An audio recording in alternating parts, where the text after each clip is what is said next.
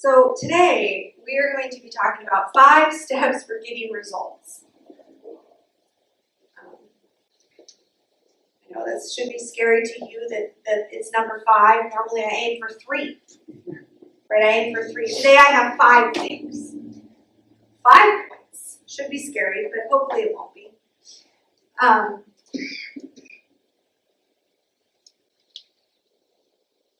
And kind of the question that I want you to be thinking about today is, what are you willing to do to get to Jesus?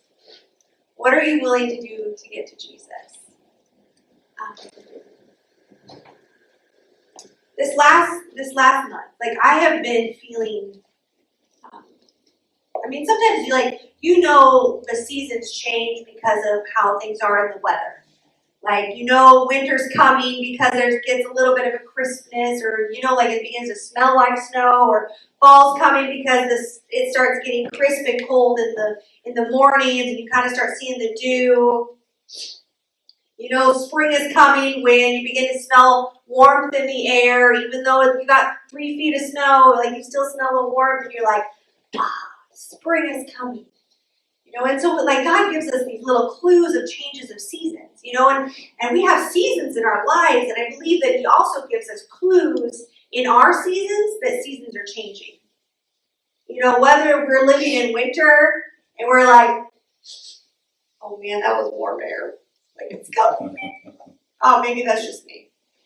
Some people get really excited. I have some friends that get really excited about cold weather. I'm like, you're crazy. I don't understand you. I could easily be a snowbird. I would just follow the sun. But these seasons, and we have seasons in our lives, and I really believe that we can begin to smell and sense and look at the changes that God is wanting to do in our lives if we're paying attention. And I had it in one of my devotionals this week. It was talking about how God is never, He's always moving. So He always has a forward motion plan.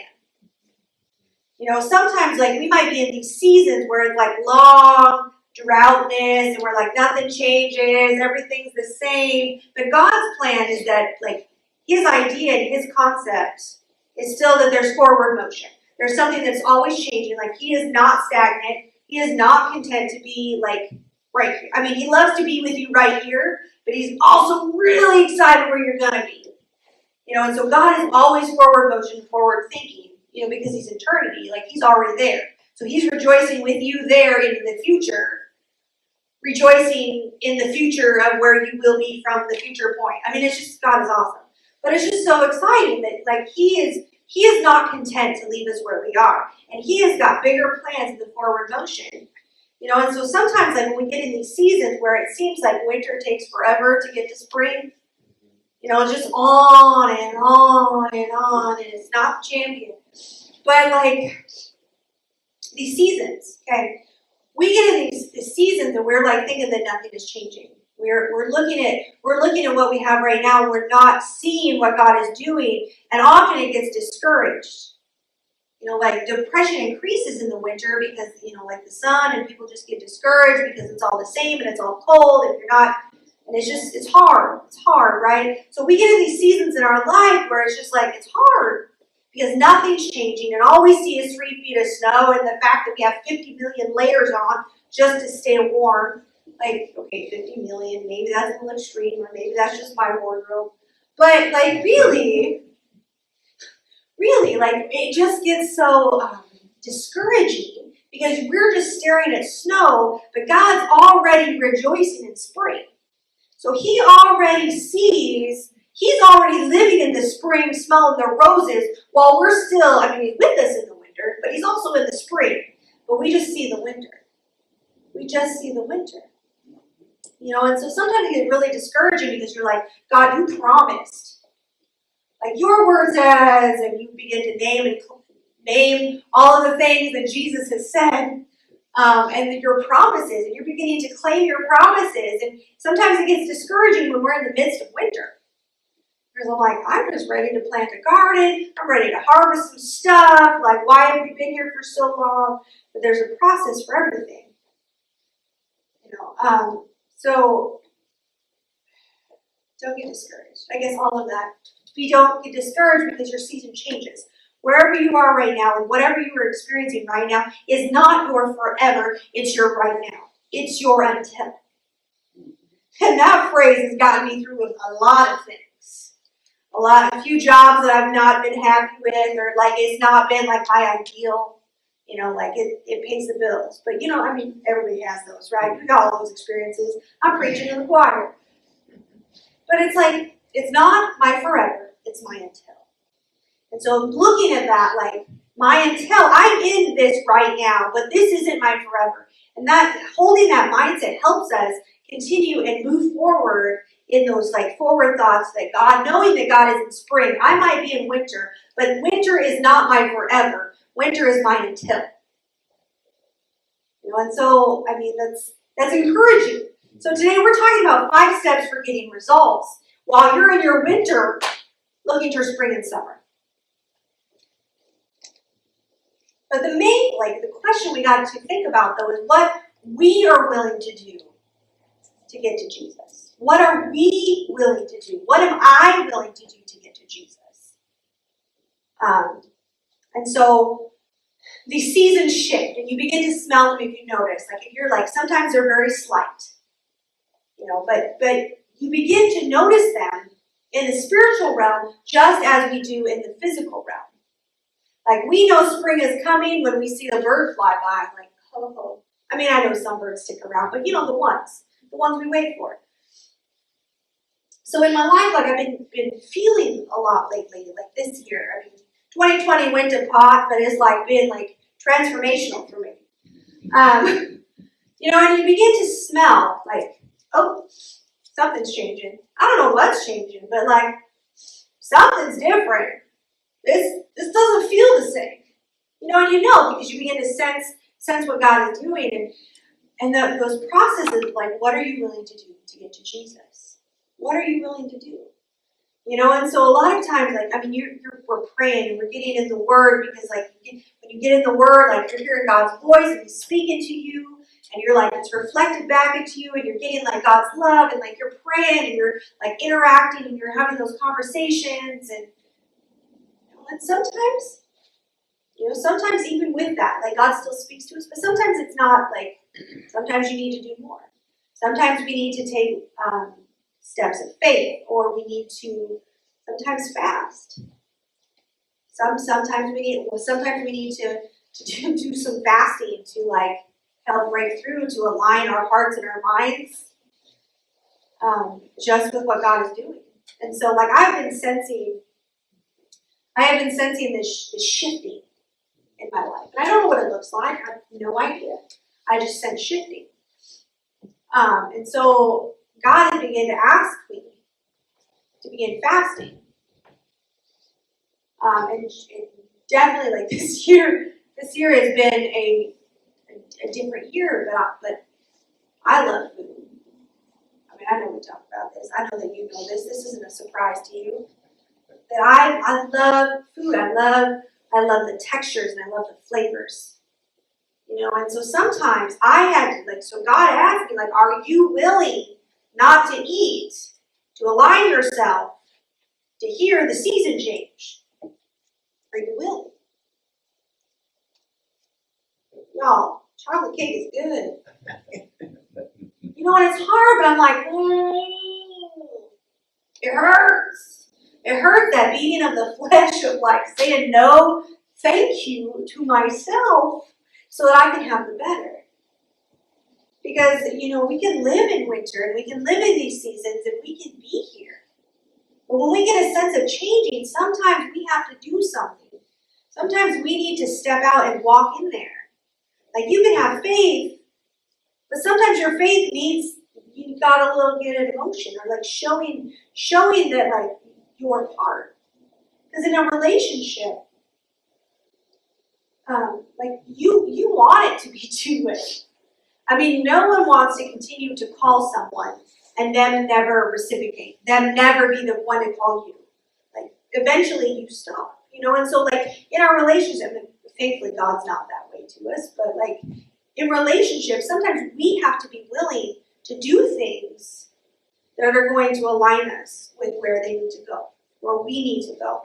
So in this, sometimes we need to decide what we are willing to do to get to Jesus, what we are willing to do to move forward out of our winter season into our spring. So our 5 steps for getting results. So first, we need to know and identify the problem. We need to look at the situation. Because a lot of times, the things that are going on are not the real thing that's happened. You might be having a situation, but that situation, what is the real root cause of that situation?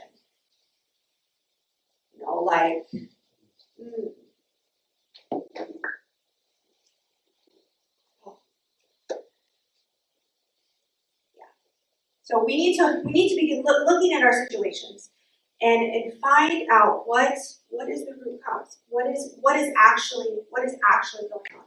So we're going to read in Mark chapter 2, verses 1 through 12. This story is about the story of the lame man who had a problem.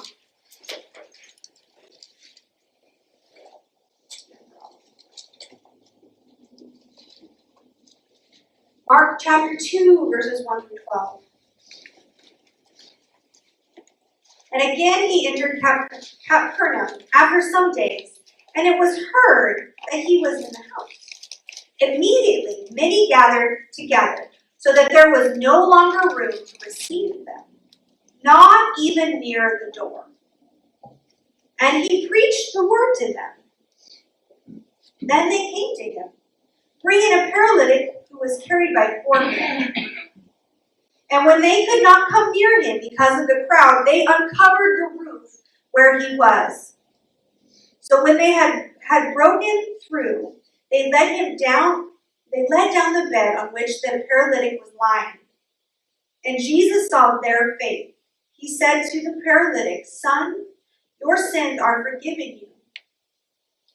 And some of the scribes were sitting there and reasoning in their hearts, "Why does this man speak blasphemy like this? Who can forgive sins but God alone?" But immediately, when Jesus perceived in his spirit that they reasoned thus within themselves, he said to them, "Why do you reason about these things in your hearts? Which is easier to say to the paralytic, 'Your sins are forgiven you,' or to say, 'Arise, take up your bed and walk'? But that you may know that the Son of Man has power on earth to forgive sins," he said to the paralytic, "I say to you, arise, take up your bed, and go to your house." Immediately he arose, took up the bed, and went out in the presence of them all. So all were amazed and glorified God, saying, "We never saw anything like this." Okay, so looking at this story, it's pretty easy to see the problem. Pretty easy to see the problem in this story. The man was lame. He was lame. What he needed was healing. He needed a touch from Jesus. Sometimes the situations in our life are not as easy. Not as easy. Sometimes things happen in our life that, or maybe just my life, that cause me to get irritated and angry. And then the more that you get irritated, the easier something else will come up, or someone cuts me off in traffic, or someone just decides to drive really slow in traffic, or not use their blinkers. Maybe I just have traffic issues. Maybe this is the root of my problem. See, here we go. I had anger issues. It wasn't, all these people being stupid, maybe. But the heart of the problem, the real issue, was me. Yes, they're probably not driving like they should be. Yes, they should use their blinker. But that wasn't the issue. The issue was my heart. The issue is the fact that how I am relating and how I am reacting to what is going on around me. And so knowing and identifying the situation.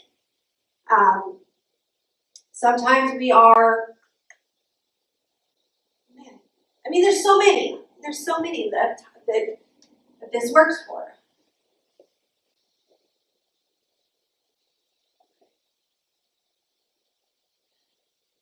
I wasn't going to go here, but I'm going to go here because this is the example that pops up. Okay, so, I don't know about you, but gaining weight is easy. Shouldn't be, but it's really easy. Okay, so the problem we would look at would be gaining weight. Okay? But sometimes that's not really the problem. Sometimes the problem isn't gaining weight. Sometimes the problem is something that has happened that causes you to gain weight.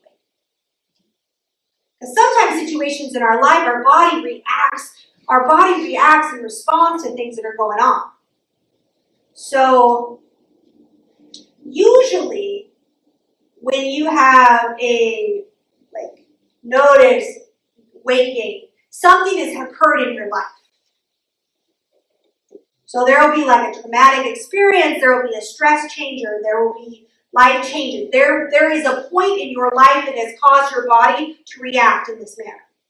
So when we look at our weight, because society, we're looking at supermodels and IQ men or IG men or whatever, I guess. Sport, I don't know. Anyway, something. Anyway, we look at society and they say, this is ideal, you should be like this. And then we look in the mirror and we're like, oh, that doesn't look like this. What's the problem? Okay, so this is society. But anyway, we all look at our weights and I'm pretty sure most people. There are probably a few that do not look in the mirror and think, I could lose, and you fill in whatever you want to fill in there. There's a few that don't, but most do, right? But usually our weight is a reflection of what has gone on in our life story. Like graduating high school, you weigh a certain weight. Then you have a life change of getting married or my instance was going to college, you put on some weight. And then after this situation, because that's a stressor, that's life change, that's stressor. Then you do something else, and then you gain on some more. But the cause isn't the weight gain, but we look in the mirror and say, that's the problem. It's not the problem. It's not the problem. That's the outer problem. So really dealing with the stress and the changes of what is going on is really the solution. Is really the problem. So we really need to learn to identify what the real issue is. What is really going on? What is really going on?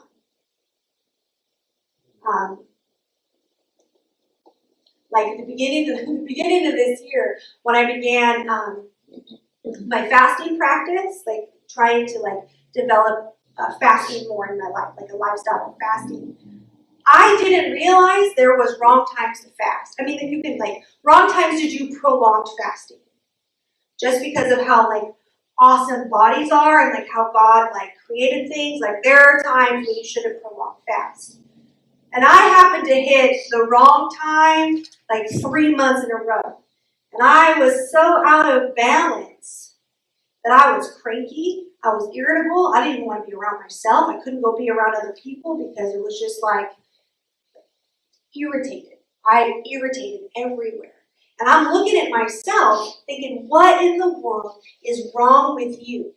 What is wrong with you? Because this isn't your character, this isn't who you are, this is not you. What is going on? And I didn't know the problem. I didn't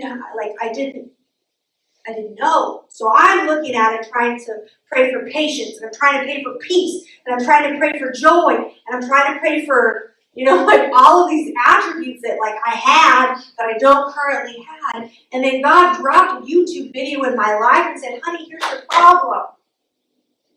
This is your problem. This is what happened. And I was oh, light bulb. So then knowing the problem and identifying the problem, it was easier to find the correct solution. Because there's a cause and effect for everything, but sometimes we are praying away the effect and not looking at the cause. We begin to pray away pray away the negative things in some of the relationships we have with people. You know, like, God, I gotta ask that you just give them peace because, you know, they're a jerk right now. And we're not seeing that the cause of them being a jerk was that they have a background story. So it's really learning to begin to look at the actual cause, not the effect. Not the effect. You know, and it's kind of transformational because when we begin to look at the real cause and we search for it, like, oh, honey, you were fasting at the wrong time for you. Like, when I began to realize that and begin to, like, up my nutrition to balance out what I had been, like, I didn't kill myself, but, like, I caused myself some serious issues. But when I began to balance that, because I knew the real issue, I knew the cause, and I could begin to address the cause, the effect went away.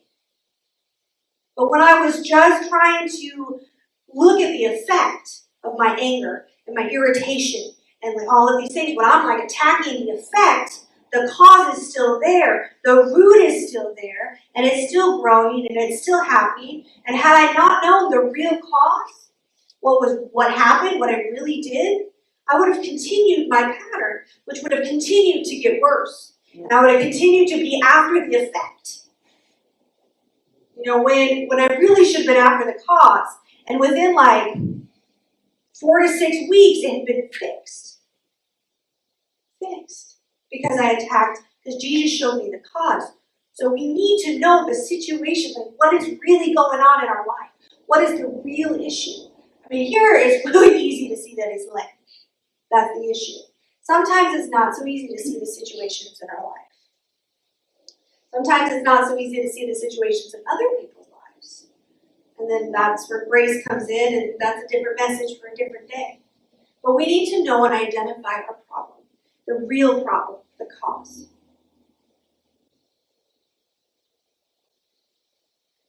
Then we need to acknowledge the obstacles. So the lame man, his obstacles were they knew that he needed Jesus. They knew that Jesus could do it. His obstacles was that Jesus was in this house and there were so many people they couldn't get to Jesus. They couldn't get near the door. You know, I mean,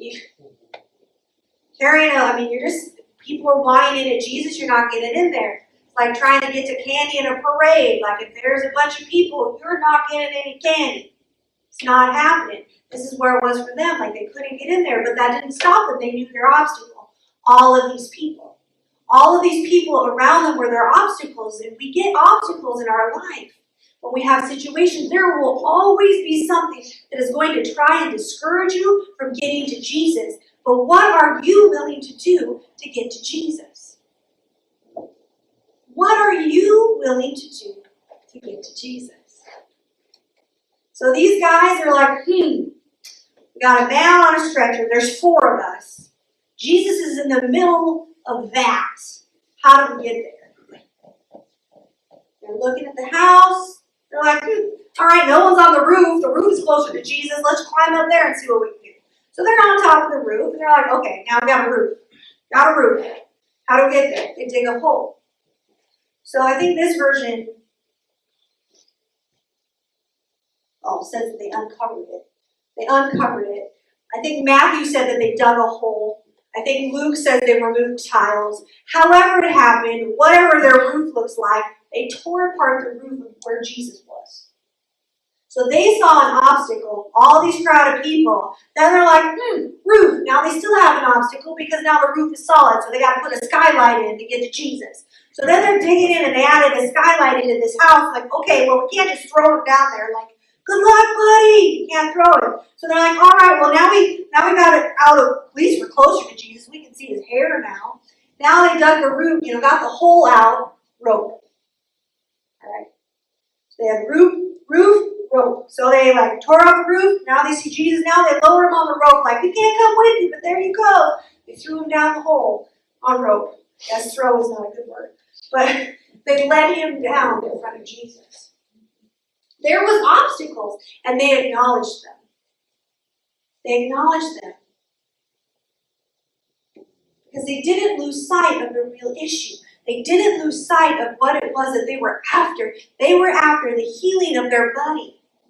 And they were willing to do whatever it took to get him healed. And so in our lives, we cannot lose sight of what it is our obstacle is, what it is that we're asking, our situation. We have to know. We have to know what we're after and not lose sight of that, because sometimes it's so easy to lose sight of the problem and look at another problem.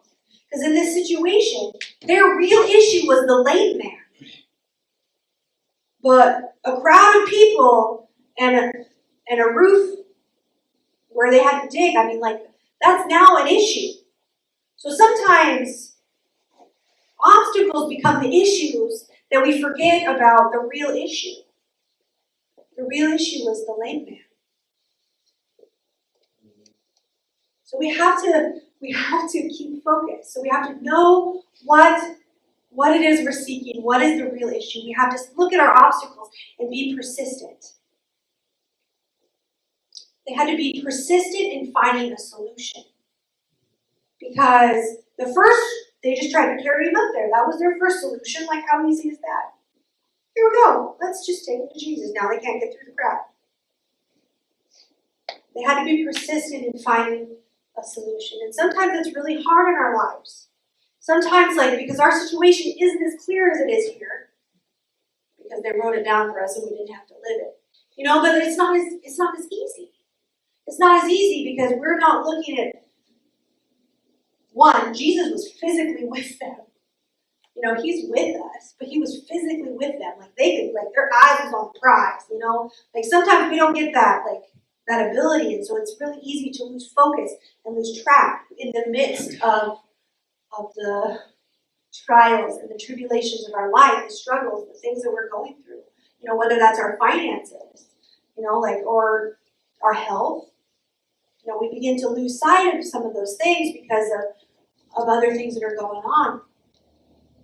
But we have to be persistent in finding a solution to get to Jesus. And not that Jesus hides from us. I don't want you to hear me say that. Jesus is with us. But sometimes we need to do our part. Just like people tend to not appreciate something as much in a gift as if they would have worked for it themselves. So teens getting cars, for instance. If that teen is made to work for that vehicle and made to make the money for that vehicle, they cherish that vehicle a whole lot, generally, not all, a whole lot more than if that vehicle was just given to them, generally, not all. But in those things, the things that we have to work for, we cherish a little bit more, but we understand the value of it. So we need to be persistent in finding a way to get to Jesus in whatever that looks like in our life. Whatever that looks like for you. Because each of us is different. God asked me to fast. He may not ask you to fast. You may need to fast. He may ask you to do that. He may ask you to not watch TV for a month or 2 months or whatever. He may ask you not to do, I don't know, whatever. He may ask that of you. But it comes back to that question of what are you willing to do to get to Jesus? What are you willing to do? What are you willing to sacrifice to get to Jesus? Because we know that when we get to Jesus, we're going to receive what it is we need. We're going to receive it because that's who he is. He is a good father. And we know that we can have that confidence in him. That when we get there, that when we ask him, we're going to receive it because that's who he is. So don't get discouraged if it takes a little bit. Don't get discouraged if there's people in your way finding something else. Don't get discouraged if there's a roof you have to tear it apart. Just tear it apart. Don't get discouraged if there's a drop off and you got to lower yourself down on a rope. Don't get discouraged. Stay persistent. Stay focused. Stay focused. Because when we stay persistent, we stay focused, we receive restoration. We receive the restoration that we need. We receive. So the lame man, step one, lame man, that was the problem. Step two, the obstacles were a roof and a crowd. Well, no, the obstacles were the crowd and couldn't get to Jesus. The solution, their persistence in finding a solution was a roof and a rope. 4, they lowered him down in front of Jesus. Jesus took compassion on him. And what Jesus does for one, he does for all. Whatever is our situation. He lays him down. They lays him down. That man received his healing. He received his healing. Jesus healed him. Despite what other people were saying, despite what people were thinking, like, that man got his healing. You will receive what it is you need from Jesus. You will receive it. We just need to stay persistent in that.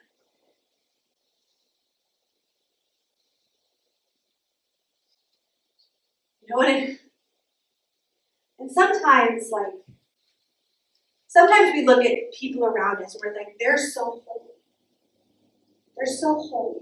Or they know Jesus so much more. So they get their prayers answers. I don't know how many times I have handed my prayer list to little Elsie.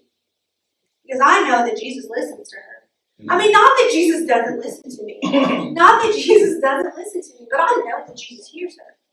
Like, I know, I'm pretty sure if she sends out Jesus a cup of coffee, Jesus drinks that cup of coffee. I tried it. That cup of coffee is still full, and I had to drink it myself. Because I couldn't dump it. But you know, like those things, like I know that if Elsie did that, like Jesus would drink it. Like I know that that's their relationship. So I'm like getting my list to Jesus. But it didn't matter. It doesn't matter. It doesn't matter who you are. It doesn't matter what your name is. It doesn't matter. Because Jesus loves you. Jesus loves you. It doesn't matter that my name's not Elsie. Because Jesus loves to talk to me. Jesus loves to talk to me. Jesus loves to hear from me. So I can take my list that I give Elsie and I can take it right to Jesus. Because it doesn't matter what our name is. It doesn't matter what your name is. He loves you for you. And he is wanting to hear from you. And he already knows the situation. And he already knows the steps it's going to take you to get through, to get to your restoration. He already knows. Because even though we're in the midst of winter, and we're in the midst of this situation, we're in the midst of this problem, and all we're seeing is snow, somewhere there is a breath of warm air because Jesus is in spring. And he says, come on! I got you.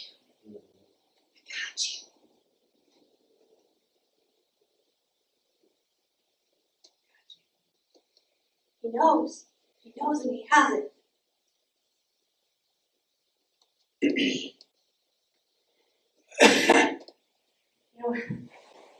And sometimes, I think for me, the hardest part is that when I'm in winter, I lose sight of spring.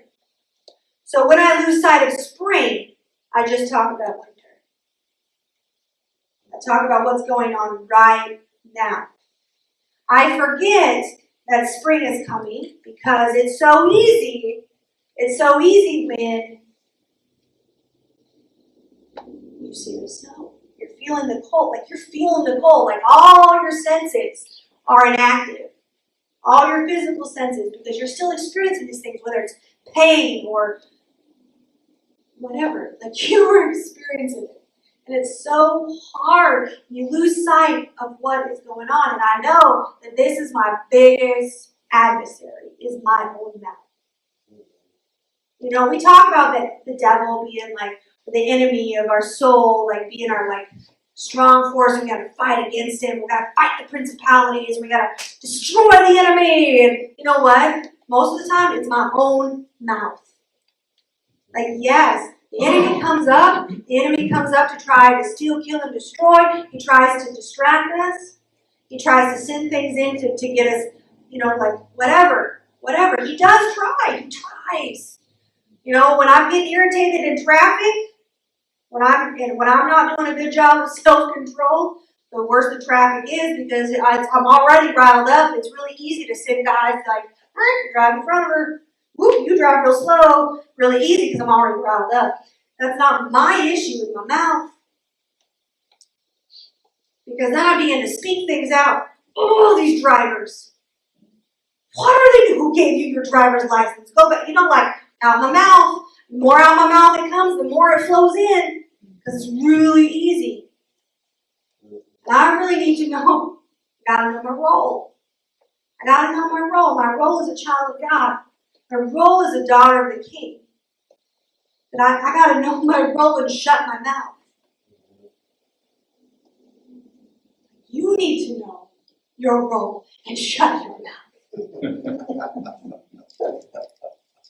So hard. It's so hard.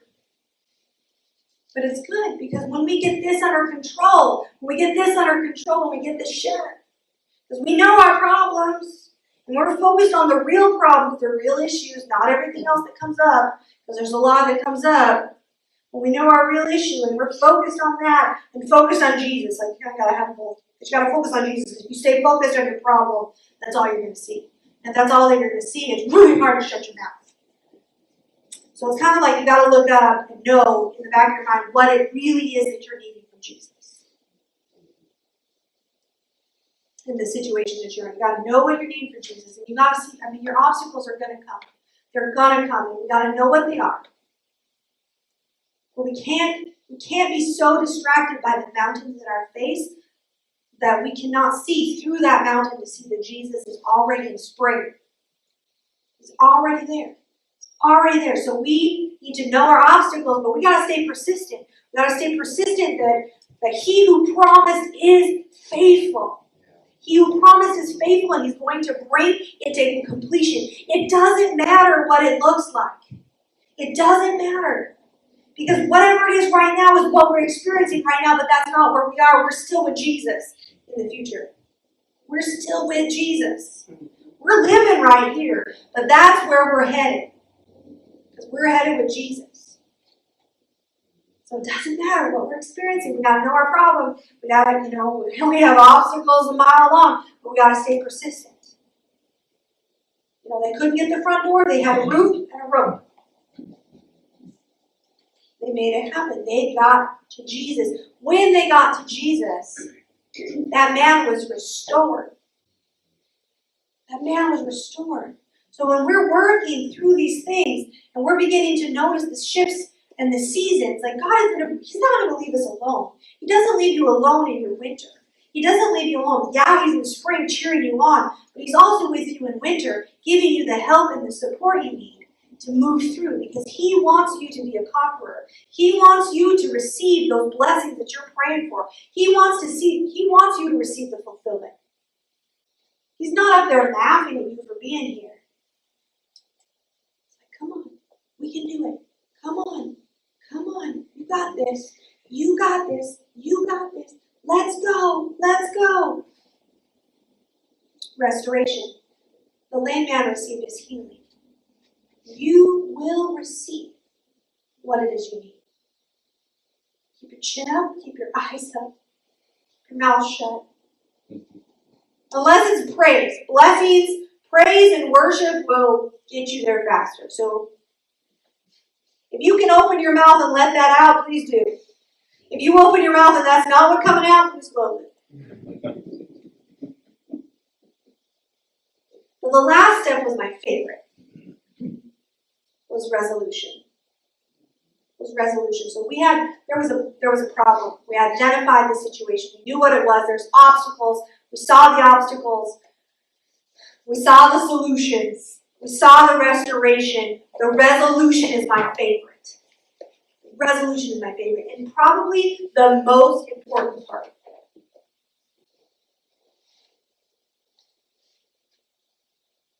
You can't go back the way you came.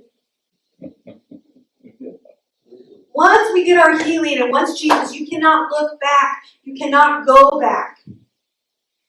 This is my favorite part of this verse. I'm going to read it. Here we go.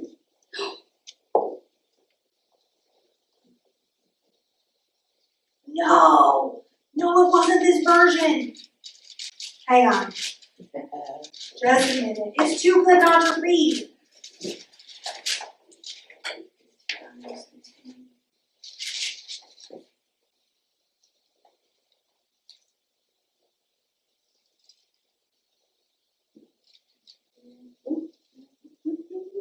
Maybe it wasn't. It was Matthew. Although it could also be the translation I'm using. Joyce. Matthew.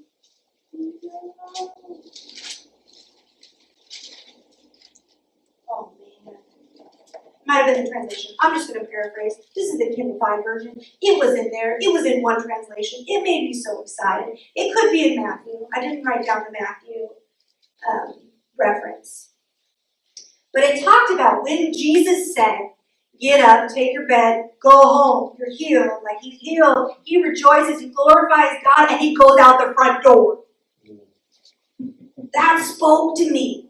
That spoke to me. Because so often we try to go back the way we came. Because we get so comfortable in this situation that we kind of like dance back to where it was comfort. Even though we have healing, we're like, I got my healing, but maybe I can go back where it's kind of comfortable here. No, that man had to go out a different way. So when we get our resolution, we cannot expect to live back where we were. Because that man got to Jesus from a roof and a rope in the floor. Like, that's how he got to Jesus. He could not go back the way he come. He had to go out the front door. So when we receive our healing, when we see our healing, when we receive the blessings of God, we go out a different way. Do not go back. Do not go back. Do not look back. Go out the front door. You cannot go back the way you came. And it was so exciting because it tells us that what Jesus does is complete and permanent. Complete and permanent. Don't look back because what Jesus already done and keep going forward. Use the front door. You may need to climb a roof, tear a hole, use a rope, jump. I don't know what your situation looks like. I don't know what it's going to take for us to get into Jesus. But when we get there and we receive it, we get to use the front door. Don't go back. Don't go back. And it was so, it excited me. Can you tell? It's so exciting. It's so exciting what Jesus is doing. Because that shows the completeness of it. That shows the finality of that situation. That man would never be lame again. Because Jesus healed him. He got to Jesus as a lame man. But he left as a complete man. He got to use the front door. It's so exciting because Jesus brings that restoration. That we might be crawling. Someone might have to carry us to Jesus. He couldn't get there on his own. Sometimes people have to carry us and we have to rely on people and the strength of others to get to Jesus. But when we get to Jesus and Jesus brings that restoration, use the front door. Go out the front door. Don't look back. Don't look back. So exciting. So exciting. So what are we willing to do to get to Jesus? What are you willing to do to get to Jesus? What does that look like? What does that look like?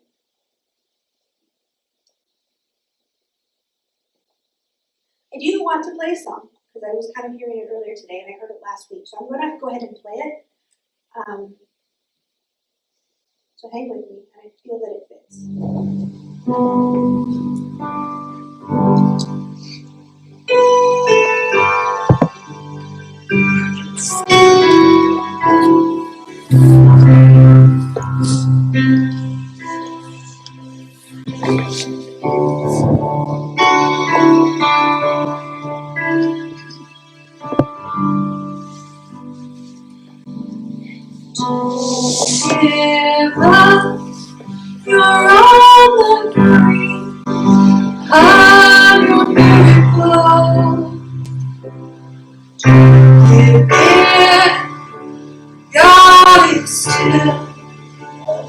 the throne. Don't give up, you're on the brink of your miracle. Just remember that you're not alone. Don't give up, you're on the brink of your miracle. Don't give in, God is still on the throne. Don't give up, you're on the brink of your miracle. Just remember that you're not alone. You're not alone. Even though the skies may fall, you're not alone. Even though the ocean roars, he's right there, holding you close. So don't give up, you're on the brink of your miracle. Don't give in, God is still on the throne. Don't give up, you're on the brink of your miracle. Just remember that you're not alone. Father, we thank you that we are never alone. Father, that you never leave us nor forsake us. God, I just ask that you bless everyone here, Father, that you begin to show us, Father, the things that we need to change in our life, Father, and the solutions that need to happen, just for that restoration and that resolution. So God, I just thank you. I ask that you just bless your people today. God, that you bring forth their miracles. God, that you bring forth the answers to their prayers, God, and what they're needing from you. Father, that you are a good God. You're a good Father. So I thank you. Praise you in Jesus' name.